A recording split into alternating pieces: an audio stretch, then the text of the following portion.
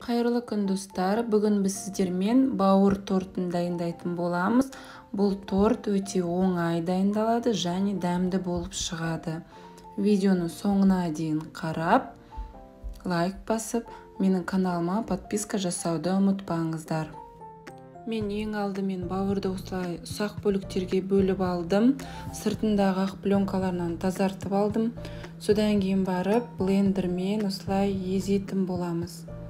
Сіздер ет тартқыш машинадан өткізсеңіздер де болады, бірақ ет тартқыш машинадан өткізгенде бауыр кішкене арасында түйір-түйірлері жүруі мүмкін. Блендермен өте жақсы езіледі. Осы дайын болған бауырдың үстіне жұмыртқаны қосамыз. Содан кейін тұзымызды саламыз. Қалауларыңызға бұрышта салуларыңызға болады. Сосын оларды жақсылап араластырамыз. Бір келкі етіп жақсылап араластырамыз. Блендермен де араластырсаңыздар да болады осы жерде. Мен осылай қолмен араластырдым. Сүтімізді құямыз. Араластырып отырасыздар барлығын қосқан кезде осылай жақсылап. Ұнды міндетті түрде електен өткізе отырып қосасыздар.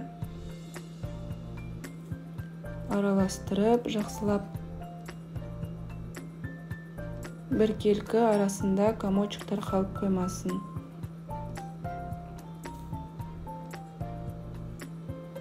Ең соңында осылай сұйық майымызды қосып, тағы да араластыратын боламыз. Ет тартқыштан өткізсеңіздер, бауырды бұндай қатты сұйық болмайды. Ол кішкене қоюлау болады. Мынау блендермен жасаған кезде барлығы осындай прям сұйық болып тұрады.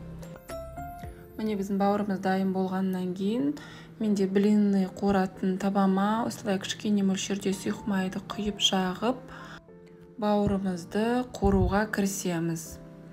2-3 қасық бауырды құямыз. Оны барлық жеріне бірдей етіп таратып, жайып шығамыз. Өте көп мөлшерде құйып керек жоқ, өйткені қалың болып піспей қалады. Екінші жағы күйіп кетеді, сол себептен. Міне, әр жағы пісіп жатқан кезде осындай көпіршіктеніп, кішкене тесікшелер пайда болады.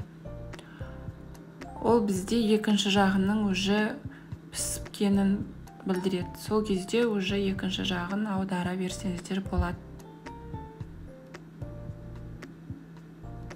Осындай қызғылт түсте піседі.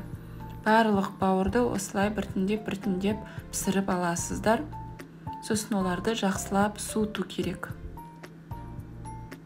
Енді арасына салатын салмамызды, яғни начинкамызды дайындаймыз.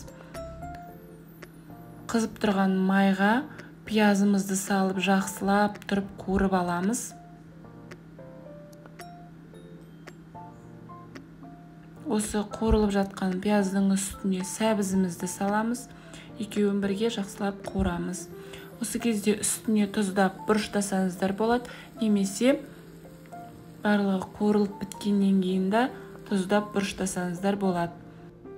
Майонездің үстіне осылай чеснокты езіп қосасыздар.